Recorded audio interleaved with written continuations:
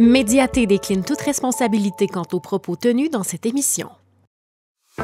La spiritualité pour les nuls vous est présentée par la Centrale Coworking d'Amos. Dans cet épisode-ci, on est rendu à trouver ou chercher un sens à sa vie.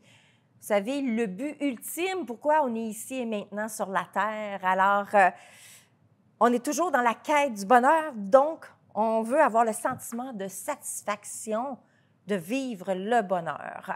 Alors, aujourd'hui, c'est ce qu'on va parler, on va découvrir le sens de notre vie. Alors, à tout de suite dans la spiritualité pour les nuls.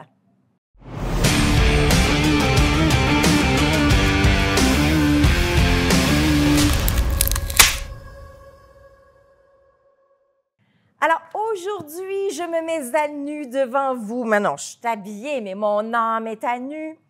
Je vais vivre une expérience avec vous où notre invitée, Valérie Jacob, va me faire vivre, mais en même temps, vous allez le vivre au travers de moi. C'est un peu ça. Mais d'abord, j'aimerais remercier mon hôte qui est avec moi depuis le début, Stéphane. Merci d'être là. Alors, Stéphane, tu vas voir peut-être autre chose de moi. Peut-être que tu vas comprendre des choses aussi au travers de mon expérience, de ce que je vis. Parce que j'ai décidé avec toi, Valérie, tu me demandais, Guylaine, est-ce que je mets un nom fictif au portrait de l'évolution de l'être qui va se passer aujourd'hui? Je disais, ah oui, donc, je vais être authentique le plus possible. J'ai pas peur. Ouais, pourquoi c'est toujours toi qui fais ça? Je me mets à nu. Moi, hein?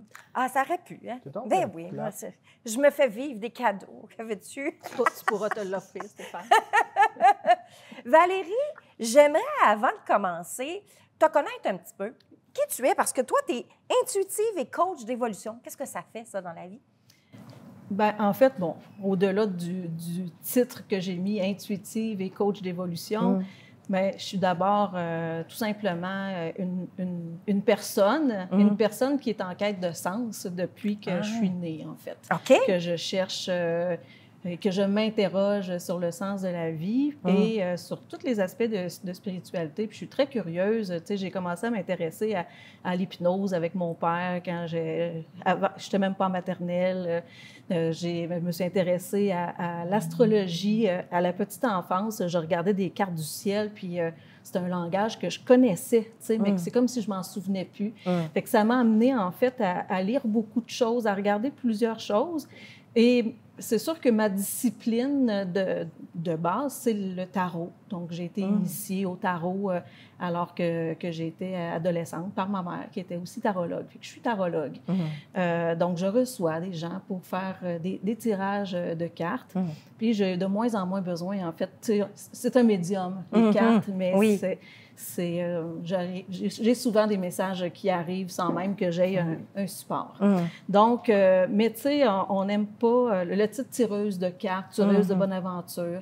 Donc, je me présente plutôt comme une intuitive, comme une amplificatrice, en fait, de la petite voix, parce qu'à travers des cartes, bien, ce que je fais, c'est tout simplement retransmettre quelque chose, un message qui vous est dû, puis c'est souvent votre moi supérieur qui parle et qui a besoin d'être entendu. Puis souvent, ben, on fait la sourde oreille. Tu sais, on est moins attentif à nos propres messages et on a besoin d'avoir une espèce de haut-parleur. Fait que c'est à ça que je cherche, moi, comme intuitive, comme... T'es un amplificateur! Je suis une amplificatrice de la voix intérieure. C'est comme ça un peu que je le définis, mais c'est bien trop long pour écrire sur une carte d'affaires. Et coach d'évolution, mais en fait, c'est parce que j'ai aussi... je prends des techniques ou des outils puis des enseignements qui permettent de formuler des messages ou formuler des messages pour vous permettre d'avoir plus de sens dans votre vie puis faire votre chemin là-dedans. C'est ça qu'on va voir aujourd'hui. Tu vas m'offrir ce cadeau. Je t'en remercie. On va me connaître davantage.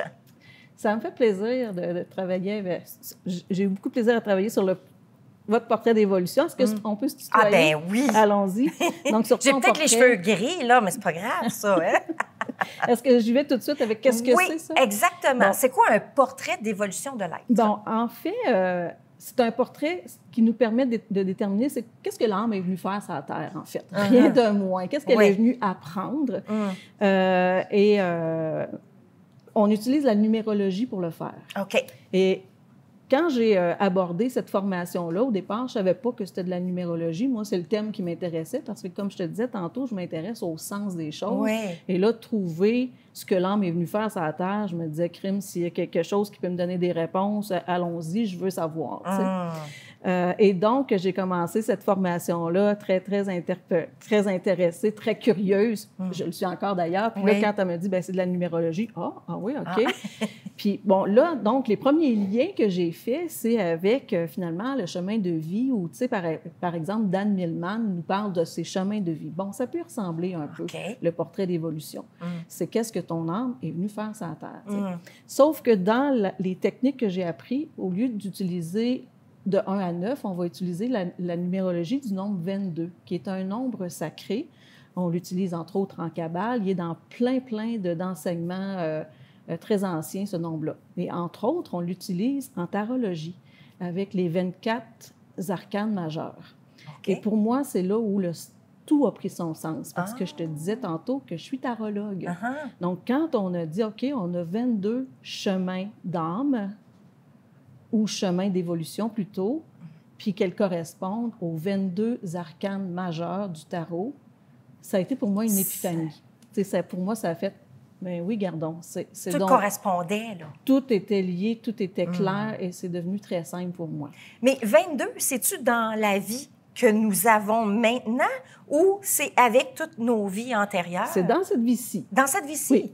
En fait, 22 portraits d'évolution de notre âme. On évolue 22 fois. C'est ça que tu veux dire? Il y a 22 chemins d'évolution. OK. Je vais t'expliquer ensuite la différence entre le chemin de l'âme et le chemin de la personnalité. Ah, d'accord. Donc, 22 chemins d'évolution. Et dans notre vie, ça se peut qu'on les passe toutes, mais ça se peut qu'on en passe quelques-uns. Et là, ça dépend de notre date de naissance. Et c'est là qu'entre en scène la numérologie, parce qu'on utilise la date de naissance pour pouvoir établir le portrait de ton âme et le portrait de ta personnalité. Je reviens un petit peu au nombre 22, qui est un nombre sacré. Et quand on regarde au niveau de la symbolique du nombre, mais c'est vraiment un nombre qui correspond à la finition de l'univers. Fait que c'est un nombre puissant, en fin de compte. Donc, on part de là. Fait que j'y vais tout de suite avec le portrait d'évolution. Alors, dans le fond, à partir de la date de naissance, on établit le portrait de l'âme et le portrait de la personnalité. Le portrait de l'âme, en fin de compte, c'est qu'est-ce que ton âme est venue faire sur la Terre. On se pose toute la question. On se pose toute la question et c'est, dans le fond, comme ton but ultime ou l'apprentissage ultime, quand tu as choisi de t'incarner, qu'est-ce que l'âme a dit, moi, dans cette vie-ci, voici ce que je voudrais expérimenter à fond, mettons. C'est toute la trame de fond de la vie entière. Le chemin, le portrait de personnalité, dans le fond, c'est un petit peu les vêtements que tu portes. C'est ta couleur. C'est la couleur avec laquelle tu vas aborder ta vie. C'est beau, ça, ce que tu dis là. Oui. La couleur avec laquelle tu vas aborder la vie. Oui, donc c'est un petit peu la philosophie. Donc, par exemple, quelqu'un qui a un chemin d'âme 4, par exemple, avec un chemin de personnalité 4, puis quelqu'un qui a un chemin d'âme 4 avec un chemin de personnalité 22, qui ont le même chemin d'âme, mais ça ne va pas se traduire de la même manière. Il va y avoir d'autres éléments qui vont entrer en ligne de compte. Là, je peux faire peut-être une petite allégorie qui est peut-être un peu boiteuse, mais c'est un petit peu comme ton signe astrologique et ton ascendant. L'ascendant vient mettre la couleur avec laquelle ton signe astrologique va traverser la vie, mettons. J'aime ça! J'aime ça! Continue. Donc, à travers, évidemment, dans le chemin d'âme et dans le chemin de personnalité, bien, ça va donner, en fin de compte, les grands mouvements importants pour ta vie, mais aussi les obstacles que tu es susceptible de rencontrer pour te faire évoluer et quelques clés d'évolution. C'est pour ça qu'on appelle ça le portrait d'évolution. C'est comment, si on transcende les obstacles, on peut arriver à un meilleur équilibre puis un meilleur confort ou un meilleur bonheur. Puis à travers ça, bien sûr, c'est qu'on découpe toute la vie en décennies. Donc, Donc, sur des dizaines? Sur des dizaines, il va y avoir des mouvements particuliers. OK. Et ensuite aussi, on a les cycles annuels.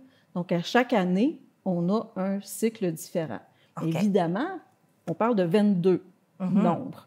Fait que c'est sûr que dans ta vie, qui peut durer 100 ans, bien, ça se peut que tu reviennes plusieurs fois sur un cycle annuel 22 ou 10 ou 12. OK. Mais chaque fois, ça va se faire de façon différente. D'une part, parce que ta décennie, elle est différente. Fait que c'est pas le même mouvement. Et d'autre part, parce qu'on l'espère, tu auras évolué entre-temps. Donc, les obstacles qui se présentent à toi vont peut-être être moins challengeants, plus faciles, ou il y en aura d'autres, parce que des fois, on repasse dans les mêmes roulières si la leçon n'est pas complètement apprise. Là, je fais une petite anecdote, si on a le temps, là, parce que, tu sais, moi, depuis longtemps, dans ma quête de sens, je suis une fille qui fait beaucoup, beaucoup de projets. Je réalise des projets, puis un autre projet, t'as pas un autre. Puis, tu sais, je suis entrepreneur, mais à travers mon entreprise, bien, j'ai 1000 mandats différents. Fait que c'est toujours des choses différentes. Puis, pour moi, ma prétention, c'était que c'est à travers les projets qu'on évolue puis qu'on se connaît. J'ai toujours eu ce sentiment-là. Puis là, quand j'ai fait la formation, quand j'ai découvert tout ça, cette théorie, bien, j'ai découvert que moi, mon chemin d'âme, c'est un chemin 4, qui est un bâtisseur de projets.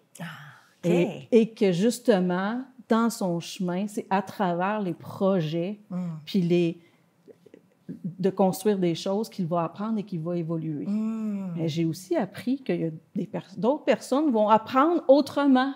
Fait que ça a aussi été une révélation pour moi parce que... Avec le chemin 4, tu veux dire? Avec le chemin 4, c'est bâtir, c'est faire des projets. Mais avec un autre chemin, c'est autrement qu'on va évoluer. Oui, c'est ça. Et ça m'a ouvert sur une autre façon de voir les choses, puis qu'il y a des gens qui évoluent pas à travers les projets, mais peut-être à travers des relations. Par exemple, le chemin 6. Ouais. Donc, est-ce que tu veux qu'on approfondisse écoute, ton je suis portrait? excitée, là. T'es comme un enfant, là. J'ai le goût d'en savoir, mais en même temps, wouhou! Qu'est-ce qui va se passer, là? Ouais. Je vais prendre mon petit cahier, ça va être plus facile pour moi. Alors, donc, la première chose qu'on fait, bien sûr, c'est qu'on utilise ta date de naissance pour établir simplement ton chemin de l'âme. Fait que là, ils vont tous savoir quel âge qu'elle a. Oh, j'ai 54 ans. Pas nécessaire, mais tu sais, dans Je le fond, le dis tout de suite. on prend la date de naissance, que je ne dirai pas, on additionne ces chiffres-là, et le calcul, en fin de compte, permet d'établir que toi, ton chemin d'âme, c'est le chemin 8.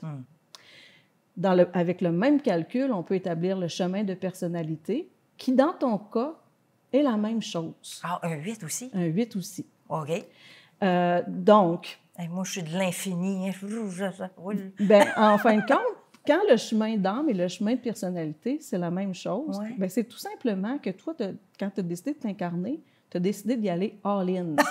C'est-à-dire, OK, moi, je veux expérimenter le chemin 8 à fond.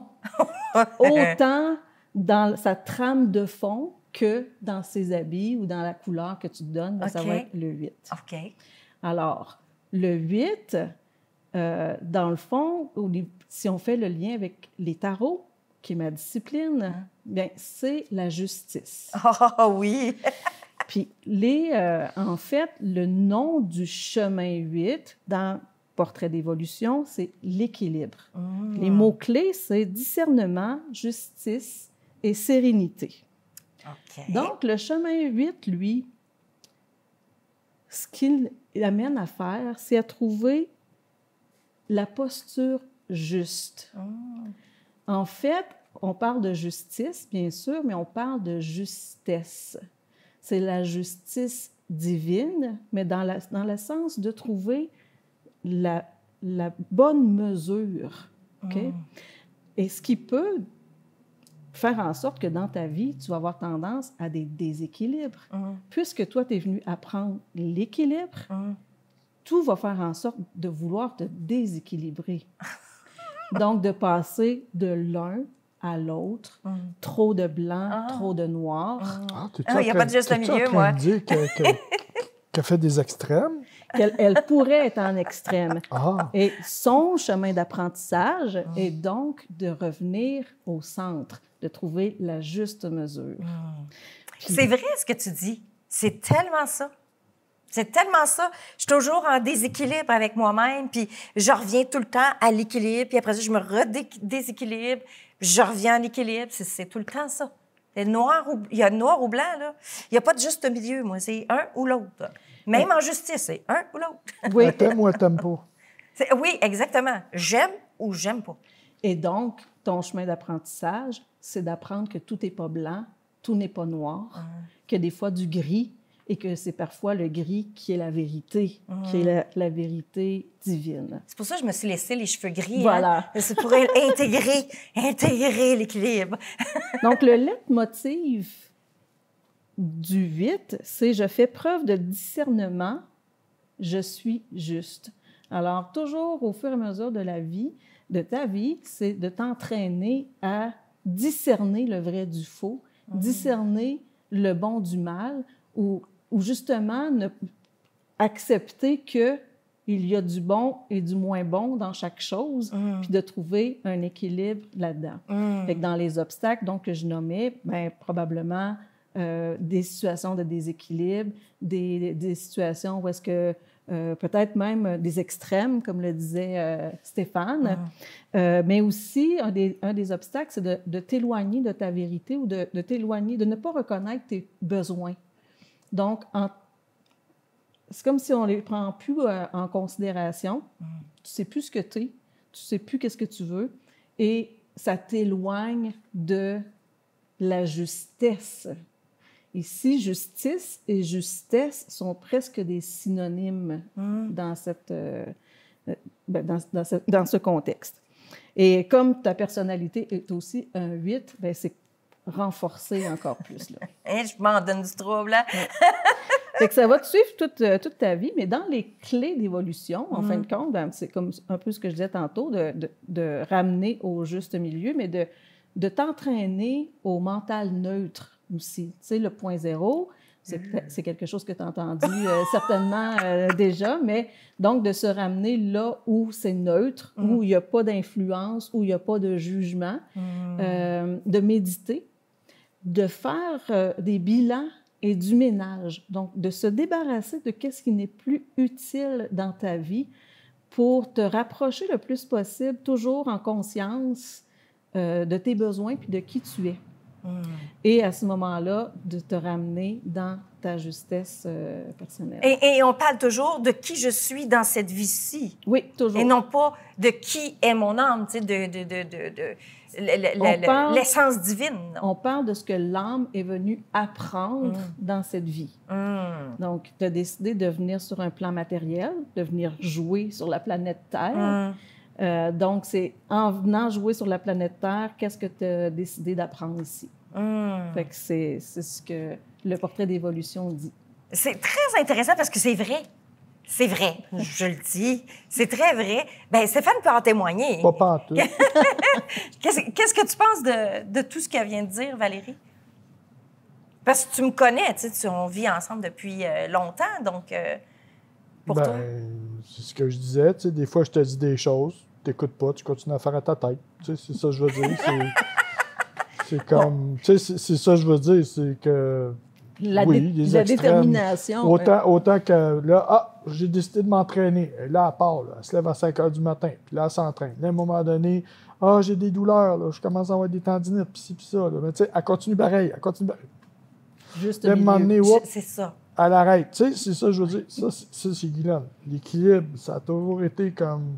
La bataille d'être en équilibre, tu sais, comme, regarde, là, je dis, logiquement, je suis un homme, tu es une femme. Elle dit oui. Donc, mes portions alimentaires ne devraient pas être les mêmes que les tiennes. Fait que là, elle me répond, ben c'est parce que c'est bon. Puis là, elle va se rechercher une autre assiette. Mais c'est parce qu'après ça, tu dis que tu as engraissé. Oui, mais c'est bon. Là, elle a commencé à dire, ben oui, mais parce que là, elle est en convalescence, là, c'est moi qui faisais à manger. Fait que là, elle voulait que je fasse à manger comme elle a fait. Non, j'ai dit, là, c'est moi qui fais à manger. Oui, mais c'est parce que t'en fais trop. J'ai dit, prends-en moins. Mais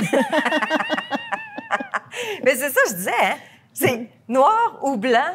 Tu sais, il n'y a pas de juste milieu, tu sais. Mais tu sais, quand tu amènes le mot « la justesse », la justesse, pour moi, c'est le mot « juste ». Oui. Mais on dirait que la justesse, c'est également la douceur. Tu sais, dans la justesse, c'est de prendre les choses en douceur, dans ma définition à moi. Est-ce que pour toi, c'est un peu ça aussi? Ou? Bien, je veux dire, toujours, il faut s'accueillir avec bienveillance et douceur. Dans chacun des chemins, je pense que c'est une clé d'évolution. Mais oui, la justesse... Oui et non, parce que la justice divine, là, elle peut être implacable. Elle n'est pas toujours douce. OK.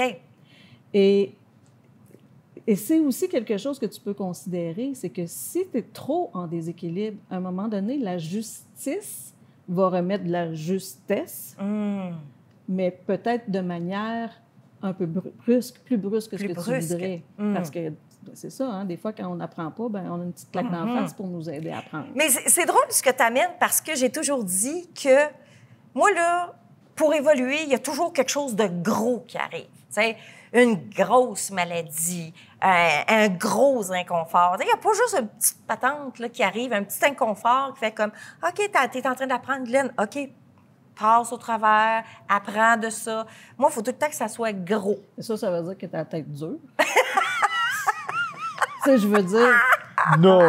En fin de compte, c'est parce qu'il y a des gens qui apprennent dans le day-to-day, puis dans l'harmonie, puis dans la douceur. Il y en a qui ont besoin de leçons plus importantes, puis de chocs un peu plus grands pour les éveiller, puis les ramener à eux en conscience.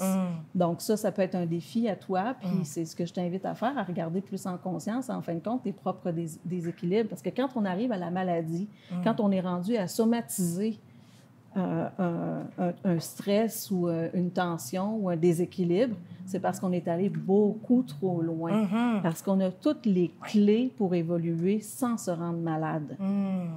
Mais, tu sais, tout le monde est sujet à faire des maladies. Exact. Mais si on apprend, si on chemine en conscience, on peut les éviter, ces maladies-là. On n'a pas besoin d'avoir une claque d'en face, d'avoir un gros événement pour évoluer. C'est pas nécessaire. Fait que je t'invite à regarder cette croyance que tu as. Je vais regarder ça. Maintenant, si tu veux bien, je pourrais te présenter les autres mouvements. Parce que oui, tu arrives avec ton chemin d'âme et ton chemin de personnalité. Mais comme je le disais tantôt, on est divisé notre vie est divisée en décennaires, en dizaines d'années. Donc, pendant ces dizaines d'années-là, bien, c'est une tonalité ou des événements, des mouvements plus particuliers qui vont être amenés à toi. Par exemple, toi, tu as amorcé en 2021, le 5 avril 2021, une décennie sous le nombre 5, qui est le nombre de la maîtrise. Ces mots-clés, c'est maîtrise, communication et conscience. Dans le tarot, c'est le pape. Le 5, en fait, c'est expérimenter en conscience et retransmettre, enseigner. Alors, pendant cette décennie-là, toi, tu es invité à retransmettre les leçons que tu acquiers. En toute humilité, bien sûr, parce que chaque personne apprend à son rythme, mais tu es invité, dans le fond, à partager ce que tu as appris dans ta vie. On dirait que je suis un peu comme là-dedans, là. Hein? Tu peux être un peu là-dedans. Puis, un des obstacles, c'est de se croire.